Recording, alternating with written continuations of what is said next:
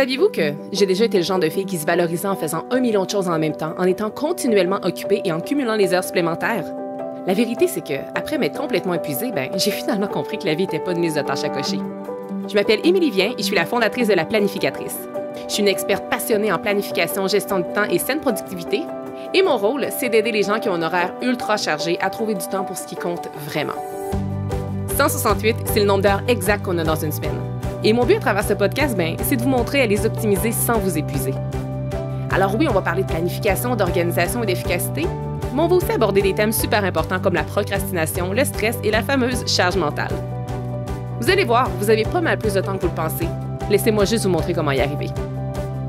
Bienvenue sur le podcast 168 heures.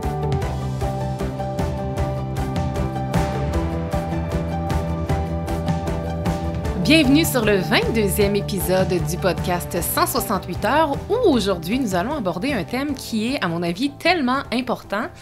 Mon but, c'est de vous apprendre à dire non sans culpabilité. Mais pour être franche, je vous mentirais si je vous disais que j'ai de la facilité à dire non. Pour moi, c'est beaucoup plus facile de dire oui. Et même si je le fais de plus en plus souvent et que je me donne davantage la permission de dire non, depuis un certain nombre d'années, en fait, c'est encore vraiment très difficile pour moi de refuser. Puis pourquoi? En fait, il y a souvent deux raisons principales qui reviennent souvent, puis vous allez peut-être vous reconnaître dans ces exemples-là, mais les raisons principales pour lesquelles j'ai de la difficulté à dire non, la plupart du temps, c'est parce que j'ai peur de déplaire ou de blesser d'autres personnes. Je sais qu'il y a certaines personnes aussi qui ont souvent peur de passer à côté de quelque chose. Moi, c'est quand même rare que ça m'habite, mais parfois, ça vient me visiter, là, ce feeling-là. Donc, je vous dirais que c'est pas mal les raisons principales qui font que j'ai souvent peur de dire non, finalement. Toutefois, ce que je dois dire, parce que comme je vous le disais de l'entrée de jeu, ça fait quand même quelques années que je me donne la permission de dire davantage non. Et ce que j'ai remarqué, c'est que depuis que j'ai cessé de dire oui à tout et que j'ai commencé à dire non, c'est comme s'il y a vraiment des grands changements qui se sont opérés dans ma vie. J'ai commencé à avoir plus de temps pour moi, donc j'ai commencé à réaliser plus de trucs. J'avais vraiment aussi un grand sentiment de respect envers moi-même, puis j'ai même envie de dire un mot qui est vraiment plus fort que ça, là. C'est comme si je me sentais plus puissante. Puis, ce qui est drôle, c'est que selon certains types de personnes, des fois dans la vie, là, on peut s'attendre parfois à ce qu'il y ait des gens qui nous disent non, puis il y a même certains types de personnes que ça ne nous dérange même pas quand ils nous disent non, parce que ça fait du sens. Puis là, je vous donne un exemple, là, l'exemple qui vient en tête, c'est, prenons l'exemple d'un PDG ou d'une PDG d'une compagnie, OK? On a souvent en tête l'image d'une personne qui est très occupée, qui est très sollicitée. Donc, si on s'imagine proposer quelque chose à un ou une PDG, eh bien, on serait comme pas surpris de se faire dire non, de se faire refuser notre demande ou notre proposition parce que c'est un PDG, hein, n'est-ce pas? Et je pense que c'est là qu'il faut un peu changer la perspective de qui nous sommes et de qui vous êtes. Parce que, bon, là, je vous parle, vous n'êtes peut-être pas PDG d'une entreprise, mais la chose dont je suis certaine, et ça s'applique à n'importe qui, là, peu importe qui vous êtes, ce que je me prête à vous dire, ça s'applique à vous. Vous n'êtes peut-être pas PDG d'une entreprise, mais vous êtes très certainement PDG de votre propre vie. Et même que, regardez, même si mettons, si ça vous tente, là, j'ai comme envie de vous proposer un petit exercice de visualisation, OK? Vous pouvez garder les yeux ouverts, là, si jamais vous êtes en train de conduire ou de faire la vaisselle. Vous pouvez poursuivre vos activités et visualiser avec les yeux ouverts qu'est-ce que je m'apprête à vous proposer.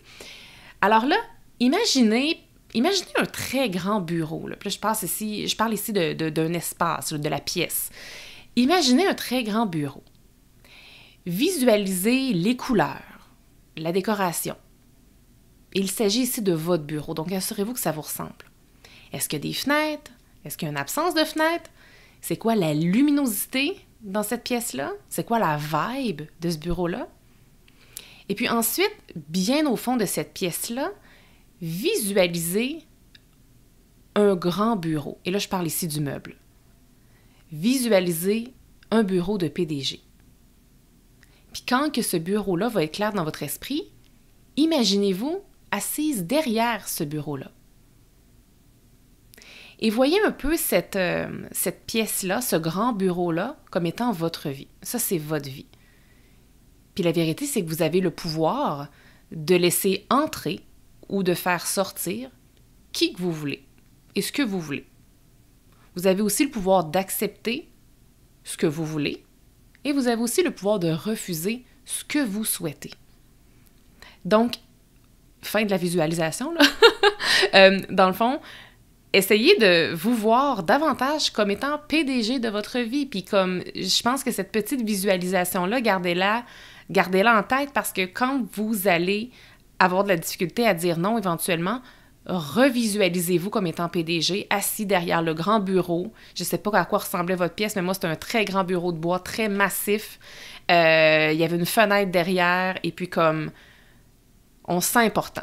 Puis quand on se sent important, c'est comme si on se donne la permission de faire des choix, même si parfois ça peut déplaire certaines personnes.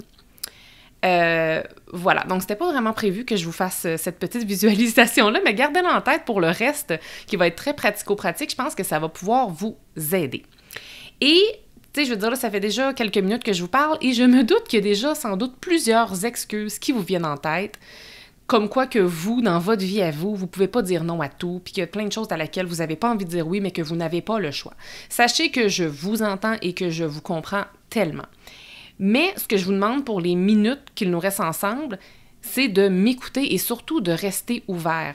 Puis écoutez cet épisode-ci, puis n'hésitez pas à le réécouter un petit peu plus tard parce qu'il y a peut-être des informations que vous n'êtes peut-être pas capable d'assimiler aujourd'hui, mais vous allez peut-être être capable de les assimiler un petit peu plus tard. Donc, l'épisode du jour, c'est un épisode où je risque peut-être d'aller toucher peut-être certaines cordes sensibles parce que il y a peut-être même des éléments, puis c'est vraiment pas mon objectif, mais il y a peut-être des petits éléments des fois qui vont vous choquer parce que oui, je vais vous dire à certains endroits de dire non. Puis là, vous allez peut-être vous dire « Oui, mais moi, ça s'applique pas à moi. Oui, mais moi, c'est impossible dans ma vie. » Donc, c'est là que je veux dire que ça peut peut-être des fois vous choquer, même si c'est tellement pas mon intention. Mais gardez en tête que moi, ce que je veux, là, c'est aucunement de vous froisser. Je veux encore moins vous imposer quoi faire. Ce que je veux à travers cet épisode-ci, c'est de vous aider et de vous offrir et de vous proposer, en fait, c'est quoi les différentes possibilités. Donc, si vous avez l'impression que votre vie présentement, ou peut-être que votre horaire déborde, je pense que l'épisode d'aujourd'hui va être vraiment, vraiment utile parce que je vais couvrir les sujets qui suivent. Donc, on va regarder ensemble qu'est-ce que ça signifie vraiment de dire non. On va parler brièvement de la gestion des priorités. On va parler aussi d'horaire. On va parler de la fameuse fear of missing out, la peur de passer à côté de quelque chose, le fameux FOMO là, qu'on entend si souvent. Et je vais aussi, à la fin, vous donner quelques trucs et phrases toutes prêtes que vous allez pouvoir utiliser si vous avez de la difficulté à dire non.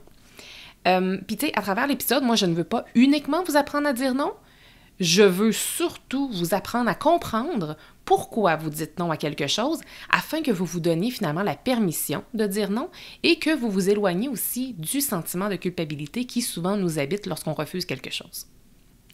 Commençons avec le premier sujet qui en fait est qu'est-ce que ça signifie vraiment de dire non?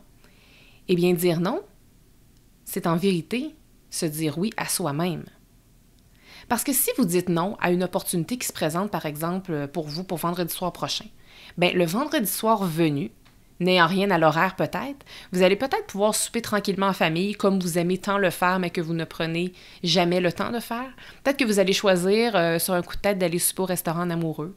Vous allez peut-être juste prendre le temps de lire, ou peut-être juste choisir de vous coucher plus tôt. Tu sais, je ne sais pas qu'est-ce que vous allez faire le vendredi venu, mais si vous aviez dit oui à une autre opportunité, peut-être que vous n'auriez pas eu toutes ces belles possibilités-là pour vous. Alors, dites-vous que lorsque vous dites non, c'est en fait que vous vous dites oui à vous-même, même si vous ne savez pas encore à quoi vous dites oui. Puis c'est ça, des fois, qui est dangereux parce que on a un peu la pression ou en fait l'attente de toujours combler notre horaire, puis souvent, on n'est pas à l'aise avec un vide dans notre horaire. Puis ça, je pense que ça ferait un super beau sujet de podcast pour un épisode futur, mais c'est là qu'il est un peu... Il y a comme un gap au sens où on peut comprendre, oui, la valeur de dire non, oui, c'est se dire oui à soi-même, mais des fois, c'est d'accepter de dire non, même si on ne sait pas encore à quoi qu'on va dire oui pour nous-mêmes. J'espère que c'est clair.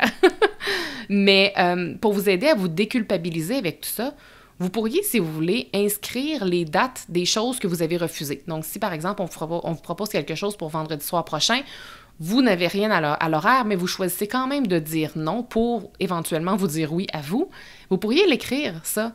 Comme ça, le vendredi venu, vous allez dire « Hey, c'est vrai, j'avais eu l'opportunité de dire oui pour telle chose, je le filais pas, j'ai dit non, et là, présentement, je suis en train de faire ci, ça ou ça. » Fait que ça va peut-être des fois vous permettre d'un peu vous déculpabiliser. Mon objectif aussi, là, c'est pas de commencer à dire non à absolument tout ce qui vous est proposé dans le but que vous ayez une vie terne. Vraiment loin de là. Si votre meilleur ami demain vous propose d'aller souper vendredi soir prochain puis que vous mourrez d'envie d'y aller, allez-y, là. Parce que, d'ailleurs, ça me fait même penser à notre petite voix intérieure. Tu sais, vous savez, là, la voix de l'intuition. J'en ai parlé brièvement dans l'épisode 19 et je vais mettre les liens le lien dans les show notes d'ailleurs, où je parle un peu de manifestation et je parle un peu plus de l'intuition et de la petite voix intérieure. Et c'est certain que je vais vous en reparler davantage dans de futurs épisodes. Mais cette petite voix-là, c'est cette voix-là qui détient la vérité, à savoir si vous devriez dire oui ou non à ce qu'on vous propose. Puis, très, très, très souvent, on va laisser notre mental nous guider. Hein? On va toujours décider en fonction de notre tête. On va... et en fait, c'est quand on décide en fonction de notre tête qu'on se dit « Eh bien là, je peux pas dire non à cette personne-là, ça va la blesser. » Ou bien hey, « Je peux pas y dire non, là, ça va la décevoir ou quoi que ce soit. » Et c'est aussi là que le fameux FOMO, qu'on va parler un petit peu plus en détail tantôt, mais c'est là aussi que ça va peut-être arriver en se disant « Hey, je peux pas dire non tout à coup que je manque quelque chose. » Mais c'est cette petite voix-là quand même qui connaît la réponse. Puis si vous avez de la difficulté à l'entendre, cette petite voix-là de l'intuition, là, posez-vous juste la question. Ce qu'on me propose, est-ce que je le feel ou si je le feel pas? Puis comme moi, j'avais comme appris ça en anglais, là, fait que je vous le dis en anglais puis je vais vous le traduire après, là, mais « If it's not a hell yes, it means a no ».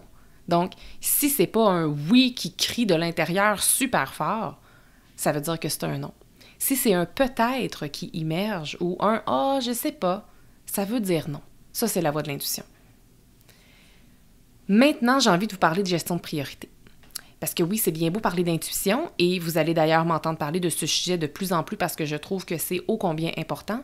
Mais je peux comprendre que dans le monde dans lequel nous vivons actuellement, que l'intuition, c'est peut-être pas la chose la plus valorisée ni la plus concrète. Je pense donc que le point que je m'apprête à aborder avec vous, soit la gestion des priorités, je crois que ça va vous parler beaucoup et que ça va vous intéresser. Donc, si vous voulez avoir une bonne raison de dire non, et si vous avez aussi envie de savoir logiquement pourquoi vous devriez dire non, la chose à faire, c'est de clarifier vos priorités. Puis une fois que vos priorités sont clarifiées, passez chaque demande et opportunité dans un filtre. Je donne quelques exemples. Si, disons, votre priorité de la semaine, c'est de finaliser un rapport important pour le travail, eh bien, refusez systématiquement toutes les tâches et les réunions qui ne sont pas en lien avec ce projet-là. Là, je sais là, que vous m'entendez parler puis qu'il y a sûrement 2000 excuses qui viennent dans votre tête. Je le sais, mais comme je vous disais d'entrée de jeu, restez ouvert, d'accord? Ensuite, autre exemple, peut-être plus en lien avec la vie personnelle. Si votre priorité ce mois-ci, c'est de passer un peu plus de temps en couple, bien, refusez les 5 à 7 au bureau. Dites non au client qui vous fait une demande, mais que vous savez que ce client-là va vous faire travailler les soirs pour les fins de semaine. Refusez peut-être le week-end de filles qu'on vous propose à un mois futur. Donc, une fois que vos priorités sont clarifiées, ça devient beaucoup plus facile de dire non parce qu'on sait pourquoi on dit non. Je pense que mon webinaire gratuit sur la gestion des priorités pourrait vraiment, vraiment vous aider à justement démystifier un petit peu plus le sujet de la gestion des priorités. Je vais mettre le lien dans les show notes si jamais vous avez envie de plonger plus en détail dans ce thème-là. Et où je veux en venir avant qu'on plonge dans le prochain thème, c'est que quand on sait pourquoi on dit non, c'est tellement plus facile à dire aux autres, puis en plus de ça, ça nous donne une excuse mentalement justifiable, même si, soit dit en passant, quand on dit non à quelqu'un, ça ne requiert pas nécessairement toujours de justification. Je veux dire, si votre patron vous dit « fais-moi ça pour vendredi » et que vous dites non, peut-être que lui va exiger une explication ou une justification, puis c'est correct, mais gardez en tête que vous n'avez pas toujours besoin de vous justifier lorsque vous dites non à quelqu'un ou lorsque vous refusez une opportunité.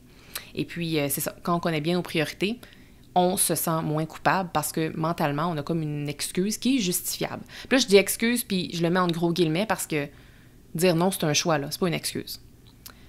Maintenant, j'ai envie de vous parler d'horaire ici. Puis, je veux que vous sachiez qu'en fait, une absence d'engagement dans votre agenda, là, dans une journée, c'est pas nécessairement un horaire qui est vide, ça.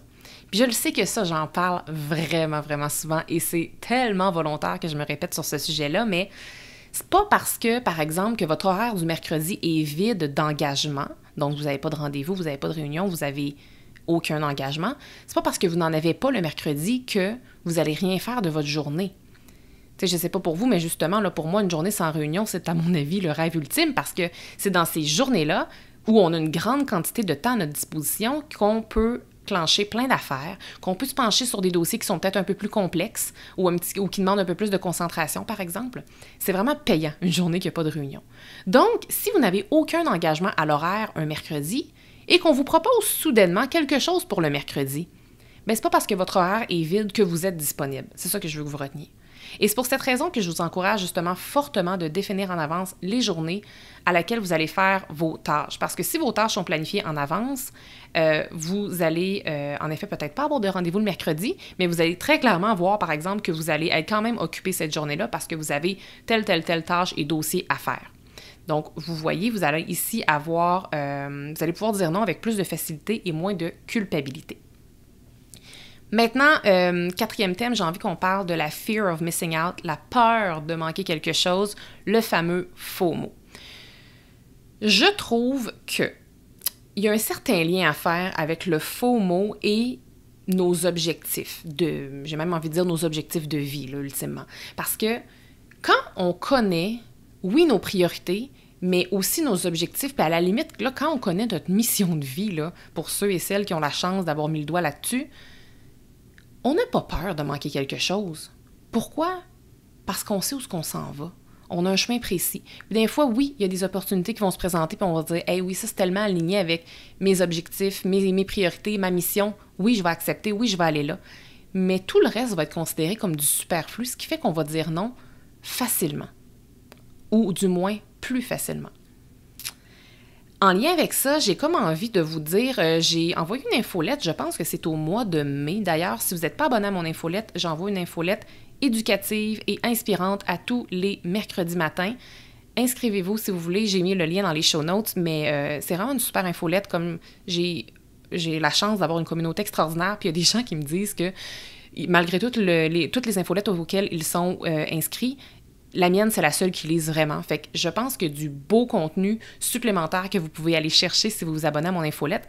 Et puis, voilà. Donc, petit pitch fait ici. Je vous mets le lien dans les show notes, c'est dans le résumé de l'épisode. Mais où ce que je veux en venir, c'est que c'est ça. Au mois de mai, je pense, j'ai envoyé une infolette où je disais « Voici les 5 choses auxquelles j'ai dit non le mois dernier. » Et je vous les répète ici et je vous les présente si jamais vous n'avez pas lu cette infolette-là, parce que c'est... La fille que j'étais avant aurait dit oui à toutes ces choses-là. Pourquoi? Parce que j'aurais eu le sentiment de FOMO. J'aurais eu l'impression de perdre une occasion, une opportunité quelconque. Donc, les 5 choses auxquelles j'ai dit non dans un seul mois, c'est être invitée sur un podcast. J'ai dit non à une collaboration avec une autre créatrice de contenu. J'ai dit non à une conférence en entreprise. J'ai dit non à de nouveaux clients. Je pense qu'il y en avait 2.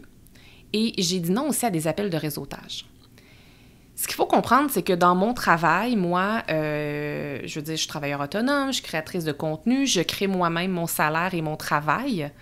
Toutes les opportunités auxquelles j'ai dit non, là, les 5 choses que je viens de vous dire, c'est très important de dire oui à ces choses-là quand on fait mon travail.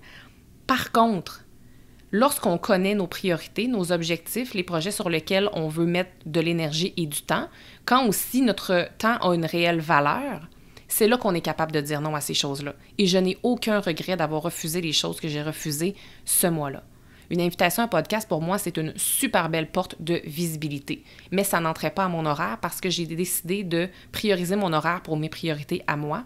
Et cette opportunité-là reviendra plus tard si elle a à revenir.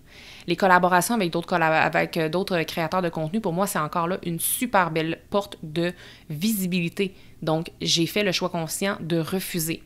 Les nouveaux clients, les conférences en entreprise, hey, c'est mon gagne-pain, c'est une partie de mon revenu, c'est des revenus. Bien, j'ai choisi de dire non à ces revenus-là parce que ça ne collait pas avec mon horaire, mes disponibilités, mon temps et mes priorités du moment. Même chose pour les appels réseautage. Quand on est solopreneur, on aime se connecter avec d'autres personnes qui vivent les mêmes réalités.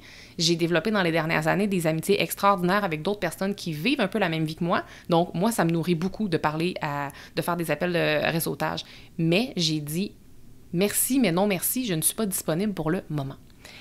Puis la vérité, c'est qu'en fait, si j'avais dit oui à tout ceci, là, comme l'ancienne Émilie aurait dit oui à tout ceci, puis c'est correct parce qu'à un moment donné, on apprend, hein, en chemin, on apprend. Puis si j'avais dit oui à tout ça, ben il aurait fallu que je dise non à un paquet de choses.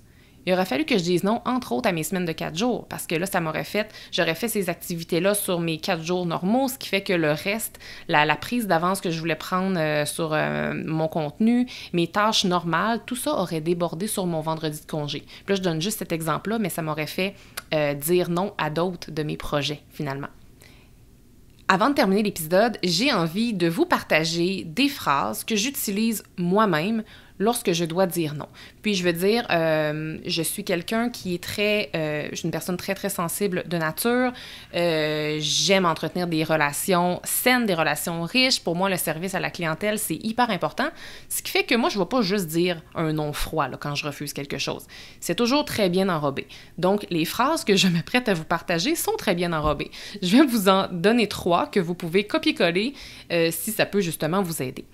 Donc, la première phrase s'adresse aux personnes qui ont l'habitude qui sont incapables de dire non et qui disent toujours oui sur le champ. Tu sais, les gens, là, qu'on leur propose quelque chose, puis c'est écrit, là, gros dessus de leur tête qu'il faut qu'ils disent non, mais ils disent oui pareil parce qu'ils sont pas capables de dire non. Ces gens-là, moi, ce que je fais, si jamais vous reconnaissez, là, je vous encourage à acheter du temps. Et comment on fait pour acheter du temps? L'idée, c'est pas de dire non tout de suite. Si vous êtes vraiment mal à l'aise, là, c'est vraiment correct. Puis, en fait, c'est peut-être une première phrase à commencer à intégrer dans vos habitudes parce que, justement, ça vous fait acheter du temps puis ça vous fait prendre du recul. Vous avez juste à dire « Hey, merci d'avoir pensé à moi. Laissez-moi regarder mon horaire et je vous reviens. » Alors, vous n'avez pas dit oui, vous n'avez pas dit non et on achète du temps. Et là, qu'est-ce qu'on fait? On pense vraiment à ça. Vous pouvez dormir là-dessus si c'est votre style de dormir sur les décisions, mais je vous rappelle que si votre petite voix à l'intérieur, elle vous a dit non, ou à tout le moins, ça vous a pas dit un oui très clair, normalement, vous avez votre réponse. Sinon, je vous invite aussi fortement à aller voir votre horaire pour confirmer si vous devriez y aller ou non, parce que souvent, les gens disent oui à tout, puis après ça, ils ont un horaire qui déborde et qui déborde et qui déborde, puis ils ne savent plus comment gérer ça. Donc, on remercie les gens d'avoir pensé à nous, on leur demande un peu de temps, puis on regarde notre horaire. Qu'est-ce qu'on fait? Il ne faut pas oublier de revenir à cette personne-là. Donc, idéalement, on leur revient, idéalement par écrit, puis moi, j'aime bien ça revenir par écrit parce que ça laisse une trace, tout dépendant c'est qui, mais ça crée une certaine distance, puis en plus de ça, on peut se relire. Fait que des gens comme moi, là, c'est vraiment, j'aime vraiment ça revenir par écrit. Et là, on revient et on peut refuser gentiment. Voilà, ça, c'est la première chose à faire. En fait, pas la première chose à faire, mais la première phrase que je vous partage. La deuxième phrase serait: Hey, je suis super flattée par votre offre, mais je travaille présentement sur un gros projet. Vous pouvez le nommer si nécessaire, le projet en question. Et je me consacre justement à ce projet-là entièrement présentement. Donc, je ne suis pas disponible pour le moment. Ou vous pourriez compléter et finir plutôt avec « Revenez-moi dans 3 mois ». Donc, si le projet en question ou la proposition en question vous intéresse pour de vrai, mais que c'est peut-être juste pas un bon timing parce que présentement, vous focussez votre énergie sur autre chose, vous avez juste à dire revenez-moi dans 3 mois si ça vous intéresse. Si ça vous intéresse pas, proposez pas qu'ils vous reviennent, là. Mais si ça vous intéresse, donnez-vous un bon gap et demandez-leur, lancez-leur la balle, là. C'est pas à vous de leur revenir dans 3 mois. Demandez-leur qu'eux, ils vous reviennent dans 3 mois. Et puis, s'ils reviennent, tant mieux, vous verrez où vous en serez avec votre projet et vous verrez si vous avez de la disponibilité et vous choisirez finalement si vous dites oui ou non rendu à ce moment-là. Ensuite de ça, dernière phrase que je vous partage, c'est hey, je ne pourrai malheureusement pas vous aider, ou je pourrais malheureusement pas y être, ou je pourrais malheureusement pas faire ce que vous me demandez, mais par contre, je connais quelqu'un qui pourrait certainement vous épauler là-dedans. Et là, nommer ou référer cette personne-là. Ça, cette option-là, elle est fun parce qu'on ne dit pas vraiment non. On dit que nous ne pouvons pas, mais on donne une solution. Donc, je trouve pas que c'est un vrai non, ça. Ce qui fait que le sentiment de culpabilité, en tout cas dans mon cas, est toujours absent lorsque j'utilise cette technique-là, cette phrase-là, parce que j'ai l'impression de servir non seulement une personne, mais 2 personnes. Tu sais, je sers mon interlocuteur parce que je lui dis non, mais je lui donne une solution. Puis en plus de ça, si jamais cette solution-là, ça peut peut-être aider l'autre ressource finalement, si jamais je lui réfère un client ou quoi que ce soit. Alors, je trouve que c'est vraiment gagnant-gagnant. Alors, c'était les 3 petites phrases que j'avais envie de vous partager et que vous pouvez utiliser à votre guise si vous en ressentez le besoin pour vous aider à dire non avec plus de facilité et avec un minimum de culpabilité. Je l'ai répété à divers moments au cours de cet important épisode-là, mais si vous aspirez à apprendre à dire non sans culpabilité, il faut d'abord et avant tout connaître nos priorités. Et ça, je sais que la gestion des priorités, je veux dire, ça, c'est un thème à part entière. Et c'est pour cette raison que je vous invite à vous inscrire à mon webinaire gratuit sur la gestion des priorités. Le lien est dans les show notes, sinon je vous le dis verbalement, c'est podcast168heures.com/webinaire. Et pour vrai, dans ce webinaire-là, les exemples que je partage, les visuels qui sont illustrés et les enseignements que je vous donne vous permettront réellement de mieux gérer vos priorités sur le champ, là, vraiment maintenant.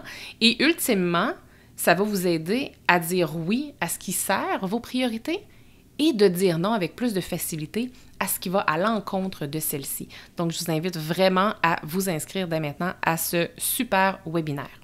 Puis, j'ai comme envie de vous dire aussi, moi, je pourrais pas aller dire non à votre place. Je pourrais pas aller dire non aux opportunités, aux tâches qu'on vous demande, aux rendez-vous pour lesquels vous êtes convoqué pour libérer votre horaire. Puis, je pourrais pas non plus vous donner plus de temps.